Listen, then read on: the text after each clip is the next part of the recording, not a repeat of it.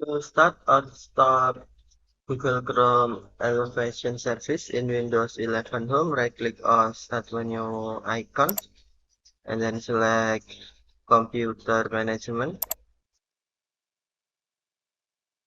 Next, click on Tab Services and Applications drop-down menu.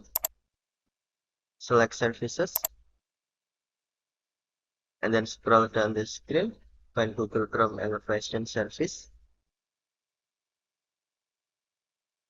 Next, right-click on Google Chrome Elevation Service.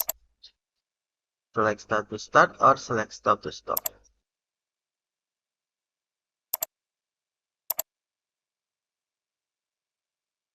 Okay, thank you for watching. Have a nice day.